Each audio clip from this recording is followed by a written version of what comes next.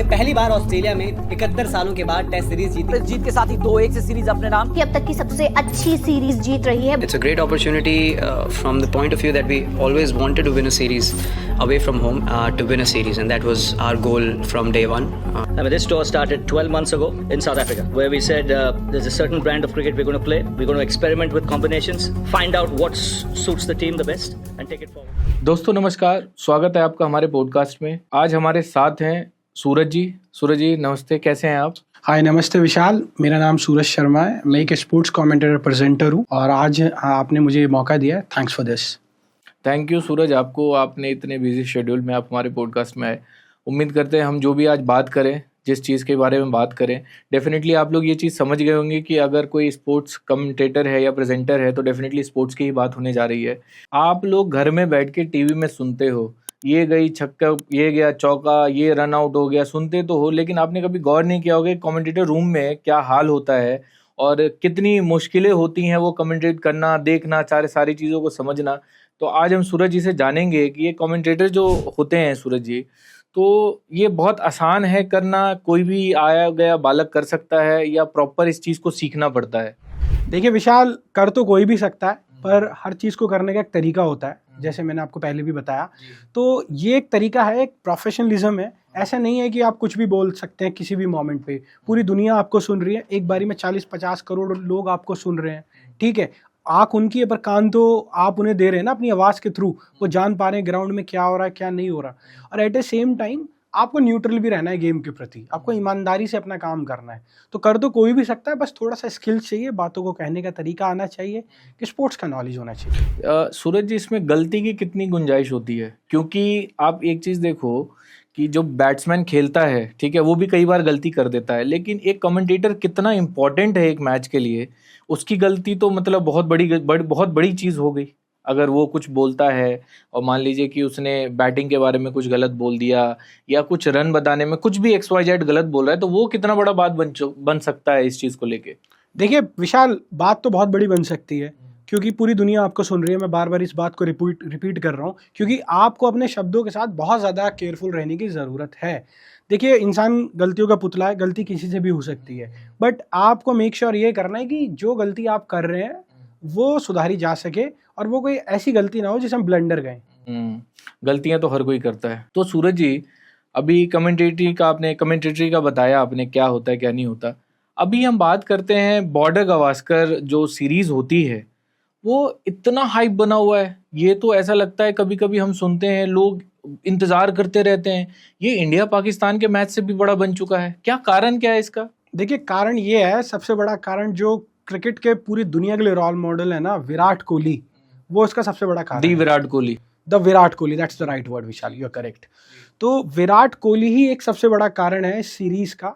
आप देखेंगे अभी से ही ऑस्ट्रेलियन मीडिया माइंड गेम खेलना स्टार्ट कर चुकी है उनको लेके, क्योंकि विराट कोहली एक वाहियत शख्सियत है जिन्होंने ऑस्ट्रेलिया में जाके ऑस्ट्रेलिया प्लेयर्स के सामने खड़े होके वही चीज़ें करी जो ऑस्ट्रेलियंस जाके बाकी देशों में करते थे।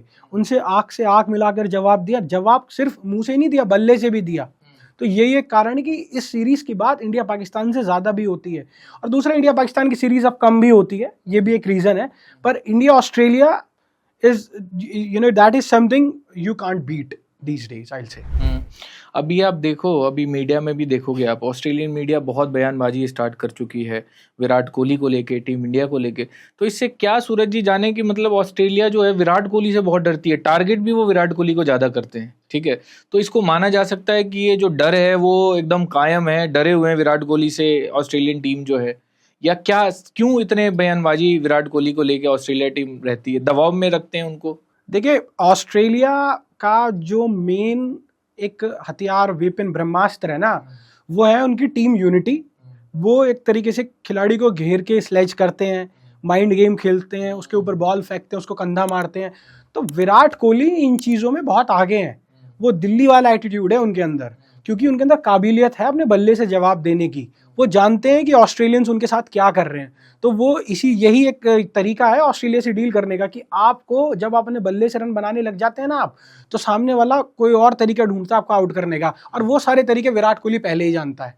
तो यही एक कारण है कि विराट कोहली से वो बहुत ज्यादा ऑब्सेस्ड हैं, डरे हुए कहना that's not right word in any sports, पर हाँ ऑब्सेस्ड हैं वो बहुत ज्यादा। लेकिन सूरज जी डर तो लगता ही है ना, बहुत प्लेयर्स भी हैं जिन्होंने अपने इंटरव्यू में भी कहा है कि मतलब देखिए अब उसके वर्ड्स को आप बदल दीजिए, ठीक है, वर्ड्स बदलना, चलिए आपने वर्ड बदल दिया कि डर नहीं लगता, सहमे हुए हैं और उन पे ज्यादा ध्यान, लेकिन डर तो कहीं ना कहीं विराट कोहली से लगता है। देखिए मैं इसका एग्जाम्पल आपको देना चाहूंगा भारत के इतिहास से, महाभारत से।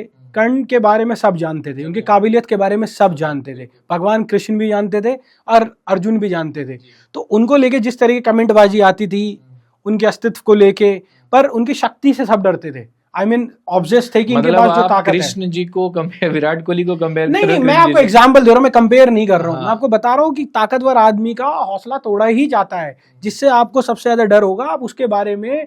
तो डर है ना ये, तो ऑस्ट्रेलिया मीडिया आप इसको डर नहीं कह सकते, ऑब्सेस्ड है। ऐसे तो सचिन के बारे में भी ऑस्ट्रेलियंस बयान देते थे, ऐसे पाकिस्तानी खिलाड़ी भी बहुत सारे भारतीय बॉलर्स के बारे में कमेंट करते थे। इरफान पठान के लिए सलमान बट ने बोला था कि इरफान पठान जैसे बॉलर पाकिस्तान की गलियों में बहुत घूमते राइट। फिर वो उन्होंने गए, वो अपने पहले टूर पे जाके पहले ओवर में हैट्रिक ले ली पाकिस्तान के अगेंस्ट, तो उनका भी वहम टूटा। तो डर नहीं बोलेंगे, एक खिलाड़ी की काबिलियत है और ऑस्ट्रेलिया उसको पहचानता है, वो उसको डाइजेस्ट करने के लिए तैयार नहीं है कि हमें आके यहाँ कैसे डोमिनेट कर सकता है हमारे खेल में।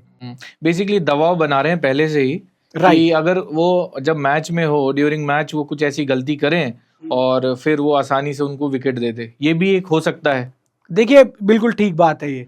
आप याद करेंगे Mitchell Johnson versus Virat Kohli की फाइट, विराट कोहली ने 2 चौके मार दिए। बहुत फेमस वो फाइट थी, बहुत फेमस फाइट। बताइए ना उसके बारे में, बताइए कुछ। मैं आपको उसके बारे में बताता हूँ। विराट कोहली बहुत ज्यादा डोमिनेट कर रहे थे ऑस्ट्रेलिया को। ऑस्ट्रेलिया को पता था कि अगर ये खिलाड़ी आउट हो गया यहाँ पे तो पूरी टीम ढह जाएगी, उसके आगे पीछे पूरी टीम खेल रही थी। और विराट कोहली का एटीट्यूड उस टाइम पे ऐसे था कि मुझे अपनी विकेट नहीं देनी है, चाहे कुछ भी हो जाए। तो उन्होंने एक शॉट खेला सीधे बल्ले से और फॉलो अप में बॉल गई, जॉनसन ने उनके बॉल मारी, उनके बहुत तेज कंधे पे बॉल लगी। और आप वीडियो क्लिप देखेंगे ना ध्यान से, विराट कोहली 2 सेकंड में खड़े हो गए, क्योंकि उनको पता था कि मेरे को एक खड़ा अभी इसलिए होना है क्योंकि मेरी टीम को जरूरत है। अगर मैं यहाँ पे मानसिक तौर पे लोगों से दब गया तो ये लोग मेरी पूरी टीम को ले मतलब ये तो बिल्कुल पॉजिटिव दिल्ली वाला एटीट्यूड है कि भैया तूने मार दिया, अगर ऐसे किसी को लगे, आप सोचो बॉल लग रही है, वो तो गिर जाएगा, वो तो बुला लेगा डॉक्टर्स आ जाओ ये आ जाओ, लेकिन एकदम से खड़ा होना ये भी एक बड़ी बात है विराट कोहली को लेके। तो यही तो एक कारण है कि ऑस्ट्रेलिया मीडिया अभी से माइंड गेम खेल रही है उनके साथ, क्योंकि उनको पता है कि इनका जो ब्रह्मास्त्र है वो विराट कोहली है। ठीक है, पूरी टीम एक तरीके से खेलेगी, पर विराट कोहली को अगर हमने आउट कर दिया तो पूरी टीम का मनोबल नीचे आएगा। हालांकि वो सिनेरियो दूसरा है कि आज भारत के पास बहुत सारे बाकी खिलाड़ी भी ऐसे हैं जो अपने दम पे मैच को निकाल सकते हैं, नए मैच हीरोज भी हैं, पर विराट कोहली है और इसका इफेक्ट आपको अभी से देखने के लिए मिल रहा है। तो सूरज एक चीज और, हम हर मैच को जीतते जाते हैं, ठीक है, लास्ट में बहुत आपने अभी नोटिस किया होगा, लास्ट में आके प्रॉब्लम हो जाती है। तो ये क्या ओवर कॉन्फिडेंस हो जाता है इंडियन टीम को कि अरे अब तो हो रहा है, सब कुछ हो रहा है और फिर हम लास्ट में जाके ढीले छोड़ देते हैं चीज़ों को, ये प्रेशर रहता है, क्या रहता है, क्यों ऐसा हो रहा है? देखिए विशाल, मुझे नहीं लगता है कि ये कोई ओवर कॉन्फिडेंस है, कभी कभी लक भी होता है, ठीक है, तो लक भी कभी खेल में लक बहुत बड़ा फैक्टर है, बिल्कुल। देखिए आप यकीन मानिए, आप 99 पे खेल रहे हैं, लास्ट विकेट है, आपने छक्के के लिए बॉल मारी, अब वो बाउंड्री पे कैच आउट हो गए, ठीक है, अब बाद में रिप्ले आ रहा है वो तो 9 बॉल है, तो ये तो लक हुआ ना। तो सेम गोज विद इट कि आप हारते हैं जीतते हैं, खेल है, खेल में कभी आपका दिन अच्छा भी होगा और बुरा भी होगा। तो मैं कहूंगा कि ये कोई इसमें वो बड़ी बात नहीं, मतलब प्रॉपर लक वाली बात है, ओवर कॉन्फिडेंस वाली नहीं, कोई बड़ी बात नहीं। आप विराट कोहली को भी देखेंगे, विराट कोहली ने भी अपनी सेंचुरी, जब उनका बैड फेस चल रहा था तो उन्होंने सेंचुरी जब अपनी मारी T20 वर्ल्ड कप में काफ़ी लंबे समय के बाद, तो उन्होंने प्रेस कॉन्फ्रेंस में बोला भी कि एंड ऑफ द डे देने वाला ऊपर वाला ही है, क्योंकि आप लक से नहीं जीत। सही बात है, बिल्कुल। तो सूरज जी, इस सीरीज के लिए जो अभी होने जा रही है, तो कौन से ऐसे 3 प्लेयर ऑस्ट्रेलिया के और 3 प्लेयर इंडिया के होंगे जो बिल्कुल इस बार धमाका मचा देने वाले हैं इस सीरीज में? देखिए मुझे लगता है इंडिया के 3 प्लेयर्स जो इस बार सबसे ज़्यादा भारत के लिए बैकबोन होंगे, सबसे बड़े होंगे ऋषभ पंत। हाँ, क्योंकि उन्होंने पिछली सीरीज में भी बहुत धमाका मचाया। उनका इंजरी भी था ना अभी, तो हाँ, अब ठीक है, अब वो से ठीक हुए। आप देखें वर्ल्ड कप भी वो खेल के आए हैं, दिलीप ट्रॉफी भी अभी खेल रहे हैं, बांग्लादेश के खिलाफ टेस्ट सीरीज आने वाली है, उसका भी वो पार्ट है, तो इज 100% फिट। और ऋषभ पंत का रिकॉर्ड भी बहुत अच्छा है, बिल्कुल रहा है। दूसरा प्लेयर मैं बोलूंगा यशस्वी जायसवाल। अच्छा, वो as a opener Rohit Sharma के साथ हमें दिख सकते हैं ऑस्ट्रेलिया में, ओपनर, एज अ ओपनर। और वो जिस तरीके से क्रिकेट खेल रहे हैं वो बिल्कुल बैस बॉल क्रिकेट खेल रहे हैं आज के टाइम में। तो एक यशस्वी जायसवाल तीसरा प्लेयर जो मुझे लगता है सबसे क्रूशियल होगा वो भारत के लिए, वो अगर भारत के साथ गए तो मुझे लगता है Arshdeep Singh, left arm fast bowler Bharat के, मुझे लगता है उनको लेके जरूर जाना चाहिए। मतलब इन तीनों पे ध्यान रहेगा। बिल्कुल बिल्कुल, Arshdeep Singh left arm bowler है और ऑस्ट्रेलिया में लेफ्ट आर्म्स को बहुत मदद मिलती है, तो मुझे लगता है अर्शदीप सिंह, यशस्वी जायसवाल और ऋषभ पंत। और वहीं ऑस्ट्रेलिया की बात करें तो ऑस्ट्रेलिया के लिए मिचेल स्टार्क, पैट कमिंस और जिमी पैटिंसन, ये तीनों रहेंगे। ये मेरे को ऐसा लगता है ये प्लेयर बहुत ज़्यादा क्रूशियल है उनके लिए। और एक प्लेयर मैं और बोलना चाहूँगा, उनका स्पिनर नथन लायन, जो बहुत ज़्यादा डोमिनेट करते हैं। चलो आपने ऑस्ट्रेलिया का एक एक्स्ट्रा बता दिया, तो इंडिया का भी एक एक्स्ट्रा बताइए। इंडिया के लिए एक एक्स्ट्रा मेरे को ऐसा लगता है कि जसप्रीत बुमराह, तो वो तो मतलब वर्ल्ड लेवल के हैं, उनका तो मतलब रखना तो आप एक तरह से सौभाग्य भी है इंडिया टीम का और मजबूरी भी है। जी, जसप्रीत बुमराह बिल्कुल मैच को पलट देते हैं। बिल्कुल बिल्कुल। और उसी तरीके से मोहम्मद शमी, अभी वो फिट नहीं है, होपफुली वो फिट हो जाएंगे। अभी देखा था मैंने उनके इंस्टा पे कुछ रील्स, सो वो फिटनेस पे बहुत ध्यान दे रहे हैं, तो उनकी टीम को ज़रूरत है, भारतीय टीम। सूरज जी बहुत महान प्लेयर हैं रिकी पॉन्टिंग, लेकिन अभी तक मुझे ऐसा लगता है, जो मैं देख पाता हूँ मैचों को, ऑस्ट्रेलिया टीम में उनसे बेस्ट आया नहीं। कैप्टन कह लीजिए या जो टीम को एक तरह से लेके चल जाए, तो वो कोई ऐसा दिखा नहीं अभी तक कोई प्लेयर में जो रिकी पॉन्टिंग के बराबर का हो। क्या कारण क्या है ऑस्ट्रेलिया टीम को लेके ऐसा? देखिए, रिकी पॉन्टिंग का ना माइंडसेट अलग है। वो माइंडसेट जो उनका है ना, वो एक खिलाड़ी के तौर पे पहले सोचते थे, कप्तान के तौर पे बाद में सोचते थे। और यही चीज़ है कि वो एक महान खिलाड़ी और कप्तान दोनों हैं। मैं आपको एक सीन याद दिलाता हूँ, मेरे को याद है अच्छी तरीके से। पृथ्वी शॉ बैटिंग कर रहे थे, ठीक है, ऑस्ट्रेलिया के अगेंस्ट ही मैच था, वो कमेंट्री में बैठे हुए थे रिकी पॉन्टिंग, और उन्होंने डिट्टो जो चीज़ बोली वही चीज़ हुई पृथ्वी शॉ के साथ। उन्होंने बोला बॉल अंदर आएगी, वो बाहर उसको खेलने के लिए जाएंगे और स्टंप उड़ जाएगा। आप लिटरली वो क्लिप निकाल के देखिएगा विशाल, आपको महसूस हो जाएगा कि जो उस बंदे ने बोला वही मतलब बॉल हुआ उससे पहले उन्होंने वो ये प्रेडिक्ट बोल कर दिया दिया था और नेक्स्ट बॉल पे ये चीज हो गई। He has got a little chink in his armour. I think it's a ball that does come back into him. He's very comfortable playing the ball away from his body. He does get his head in the line of the ball and plays under his eyes, but he doesn't commit his front foot to the line of the ball a lot. Quite often leaves a big gap between bat and pad, and that's where the Aussies will target. Stark will try and swing one back through the gate. He's done that, and he's cleaned him up with the second ball of the Test series. तो आप मैं वही चीज आपको बोल रहा हूँ दोबारा कि वो खिलाड़ी के तौर पे पहले सोचते, कप्तान के बाद में सोचते। उन्होंने कप्तान के बारे में ये नहीं बोला कि बॉल अंदर डालनी चाहिए, उन्होंने बोला कि ये बॉल अंदर आएगी और ये खेलने बाहर जाएंगे। तो उनको प्लेयर का माइंडसेट पहले समझ आ गया ना, उनको समझ में आ गया कि क्या करने वाला है खिलाड़ी इस बॉल पे। तो रिकी पॉन्टिंग का जो माइंडसेट था ना, वो टिपिकल ऑस्ट्रेलियन माइंडसेट था कि हमें ये मैच कैसे भी करके जीतना है, साम दाम दंड भेद लगा के कुछ भी। क्या हुआ था उस मैच में? उस मैच में कुल मिला के बाद यदि भारत मैच हार गया था, आप देखेंगे। पर मैं उस मैच का जो मेन पॉइंट था, वो रिकी पॉन्टिंग ने जो पृथ्वी शॉ के स्किल्स जज किए, वही मेन उस मैच का हाईलाइट था। मैं आपको बताऊंगा, रिकी पॉन्टिंग तो बहुत महान खिलाड़ी हैं। उनके पुल शॉट आज भी पूरी दुनिया देखती है। उनके बाद पूरी दुनिया में कोई सबसे अच्छा पुल मारता है तो रोहित शर्मा। राइट। एक चीज़ और सूरज जी, अभी आप देखोगे कि पहले 5 साल 10 साल पहले का आप देखो तो जो एक क्रिकेट खेलते हैं, ठीक है, बहुत एग्रेशन में रहते थे, यहाँ तक हाथापाई, गाली, माँ बहन की गाली वाली हो जाती थी। अब अचानक से क्या हो गया है कि ये गाली लड़ाई विलुप्त हो गई हैं। अब लड़ते नहीं नजर आते हैं प्लेयर्स, आप देखोगे फील्ड पे लड़ते हुए नजर नहीं आते। अब वो कुछ, अगर हम विराट कोहली की बात करें तो वो तो उनका आदत है, या आप ये समझिए कि एंगर मैनेजमेंट है, तो वो थोड़ी गाली वाली बक देते, लेकिन उन्होंने बहुत ज़्यादा कम कर दिया ना के बराबर। तो क्या कारण है कि आजकल जो जितने भी प्लेयर्स हैं, इंटरनेशनल हमारे प्लेयर्स हो, इंटरनेशनल प्लेयर्स हो, वो आजकल ये इस चीज़ों में उलझते नहीं हैं? क्या फाइन की वजह से, कि फाइन देना पड़ेगा, या कुछ कारण अभी और है?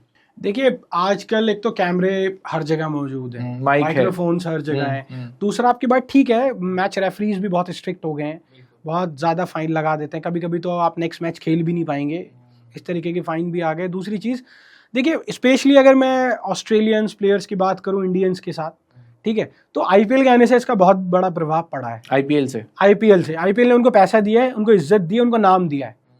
जो खिलाड़ी बिग बैश लीग खेल के पूरा टूर्नामेंट कमा रहा है ना, उसका आधा वो आईपीएल में कमा लेगा।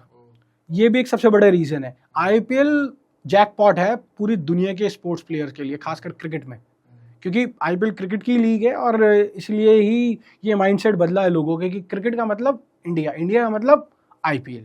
लेकिन अब ये इस पे ये भी एक सवाल है कि आप देखो, दूसरों का मुझे नहीं पता, क्योंकि हम ऑब्वियसली बात है कि जो इंडिया से रिलेटेड मैच होता है वो ज़्यादातर जनता अगर भारत में देख रही है वही देखती है। अभी आप देखोगे कि वो हो सकता है कि ऑस्ट्रेलिया अगर इंग्लैंड से के साथ खेलता हो तो होता हो लड़ाई, वो हम नहीं देख पाते। स्पेशली जब इंडिया की बात करें तो इंडिया के प्लेयर से कोई उलझता नहीं आज। आप कह सकते हैं, और ये भी एक आईपीएल का इफेक्ट है। मैंने बोला ना, पैसा सब कुछ बदल देता है। जब कहीं ये भी डर तो नहीं रहता, सॉरी मैं आपको इंटरप्ट करूँ, ये भी डर तो नहीं होता कि अगर मैं एमआई में खेलूंगा और रोहित शर्मा उसके कैप्टन है तो हो सकता है मेरी बैटिंग ना आने दे, मेरी बॉलिंग ना आने दे, या मुझे बैठा दे, ये भी एक डर रहता है क्या? ऑब्वियसली होता ही है। कप्तान तो कप्तान ही है, चाहे वो इंडियन टीम का कप्तान हो चाहे ऑस्ट्रेलियन टीम का कप्तान हो।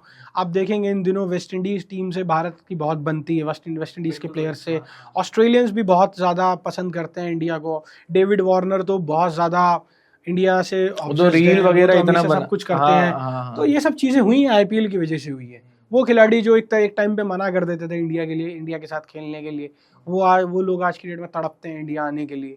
तो पैसा सब कुछ बदल देता। विशाल, सूरज जी काफ़ी आपने डेप्थ चीज़ें बताई, लेकिन एक चीज़ और, जैसे कि हमारे व्यूअर्स हुए, ठीक है, बहुत ऐसे होंगे जो देखते तो होंगे कि कमेंटेटर होते कौन है, जो क्रिकेट प्रेजेंटर होते कौन है, ठीक है, इसके लिए क्या है। तो अगर किसी हमारे भाई को अगर जाना हो उसमें, तो वो क्या कोई कोर्स है या आप मतलब सीखना पड़ता है, रेडियो जॉकी की नौकरी करनी पड़ती है, क्या है? अगर किसी को आप बता पाएँ स्टेप बाय स्टेप कि अगर किसी को कमेंटेटर बनना है एज अ फुल टाइम, जैसे बड़े बड़े नाम हैं, रवि शास्त्री हैं, उन्होंने तो चलो क्रिकेट खेला हुआ है, तो अगर बड़े बड़े नाम है वैसे टाइप का अगर किसी को कमेंटेटर बनना है तो स्टेप बाय स्टेप क्या फॉलो करे वो? देखिए, स्टेप बाय स्टेप सबसे पहले तो वो गेम की नॉलेज ले। गेम की नॉलेज होना बहुत ज़रूरी है। और दूसरा, आप जर्नलिज्म भी कर सकते हैं। ओके, स्पोर्ट जर्नलिज्म कर लें, उससे आपको बेसिक नॉलेज मिल जाएगा, कैमरा फेस करने का आइडिया आ जाएगा, आपको अपने बात कहने का तरीका आ जाएगा। तो ये भी एक रास्ता है। दूसरी सबसे ज़रूरी चीज़ जो मेरे को लगती है, मैं आपको बताता हूँ, आपको ग्राउंड में जाना पड़ेगा खुद, ठीक है। वहाँ पे जाके खिलाड़ियों का जो व्यवहार है वो नोटिस करना पड़ेगा, और उनको देख के आपको सोचना पड़ेगा कि आप अगर यहाँ होते, किसी को डिफाइन करनी है आपको स्टोरी, तो आप कैसे बताएंगे, राइट। तो आपको अपने आप पे मेहनत खुद ही करनी पड़ेगी। आपको वो चीज़ें समझनी पड़ेंगी जो एक व्यूअर के तौर पे आप सुनना चाहते हैं। आपको सोचना होगा कि ये फुटबॉल में गोल हो गया, अगर आप होते कमेंटेटर तो आप इसको कैसे बोलते, वो पूरा विजुअलाइज करना पड़ेगा, मैनिफेस्टेशन करनी पड़ेगी, विजुअलाइजेशन अपने माइंड में बिठानी पड़ेगी। तो ये 2-3 रास्ते हैं, और इतना कोई रॉकेट साइंस नहीं है। स्कोप है इसमें, बहुत स्कोप है। आप देखिए 2036 की ओलंपिक मेज़बानी के लिए भारत कितना ज़्यादा जोर लगा रहा है। नरेंद्र मोदी जी रोज़ बोलते हैं कि हम 2036 ओलंपिक के लिए तैयार हैं, हमें वो चाहिए ही चाहिए हर बार उसका होस्टिंग। तो आप सोचिए, जब इस तरीके के खेल भारत में आएंगे, एक स्पोर्ट्स रिवोल्यूशन होगा, तो बाकी सारी जितनी भी जॉब्स हैं स्पोर्ट्स से रिलेटेड तो डेफिनेटली वो ग्रो होंगी ना। तो इसमें मतलब अच्छा खासा स्कोप है, चीज़ लोग बहुत इसको एज अ प्रोफेशन ले सकते हैं। राइट, एब्सोल्युटली, बिल्कुल ले सकते हैं सर। ठीक है, ये जो एलन बॉर्डर गावस्कर ट्रॉफी जो होने वाली है, क्या लगता है कौन सी टीम है जो बहुत बढ़िया परफॉर्म करने वाली है? क्या प्रेडिक्शन क्या रहेगा आप? देखिए, इंडिया ने पिछली दोनों सीरीज जीती हैं, ठीक है, फुल फॉर्म में साइकोलॉजिकली इंडिया आगे है उनसे, ठीक है, मतलब सबको पटकने वाली है इस बार इंडिया। देखिए, ऑस्ट्रेलिया अपने घर में हमेशा मजबूत टीम है, पर इंडिया का पलड़ा थोड़ा सा भारी है। अच्छा, क्योंकि एक तो इंडिया उनसे साइकोलॉजिकली आगे है 2-0 से।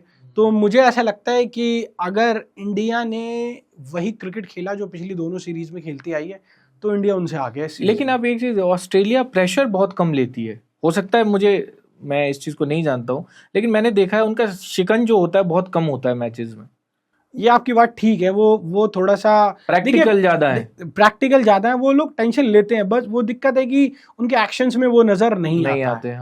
ठीक है, देखिए, अगर आप हारेंगे तो डेफिनेटली 1-2 गलत डिसीजन तो आपने लिए होंगे ना, कहीं तो आपने दबाव माना ही होगा, जिनसे गलत डिसीजन हुए और आप मैच हार गए, ठीक है। तो ऑस्ट्रेलिया वैसा करता है, पर हमें उनके एक्शंस में ऐसी चीज़ें कम नज़र आती हैं, क्योंकि उनके पास एक चीज़ को करने के 4-5 प्लान होते हैं, ठीक है। तो वो ये प्लान नहीं चल रहा तो ये करते हैं, ये नहीं चलता तो ये करते हैं, तो वो करते रहते हैं चीज़ों को, वो हार नहीं मानते हैं। तो यही एक कारण है कि ऑस्ट्रेलिया को प्रेडिक्ट करना बिल्कुल भी आसान नहीं है। थैंक यू सूरज जी, आपने इतने बढ़िया इंसाइट्स बताए हमारे दर्शक को, और मुझे पता है आपको बहुत डीप नॉलेज है, तो उसको हमें टाइम देने के लिए शुक्रिया आपका, जो सारी चीज़ें आपने बताई। उम्मीद करते हैं नेक्स्ट अगर ट्रॉफ़ी आ रही है उससे पहले हम बैठेंगे और देखते हैं कि और क्या बातें हो सकती हैं। और शुक्रिया आप लोगों का भी, अभी तक आपने वीडियो देखी। अगर वीडियो को पसंद कर रहे हो आप तो वीडियो को लाइक करें, चैनल को सब्सक्राइब करें, और ऐसी वीडियो आते रहे। तो आप हमें ऑप्शंस भी दे सकते हैं, कमेंट में लिख सकते हैं, बता सकते हैं कि नेक्स्ट टॉपिक क्या होना चाहिए, और हम ऐसे ही बेहतरीन गेस्ट आपके पास लाते रहेंगे जो चीज़ों को डीप नॉलेज, ये नहीं कि बातें हवा में हो रही हैं, जो डीप नॉलेज रखते हों और चीज़ों को सही से बताते हों। शुक्रिया आपका।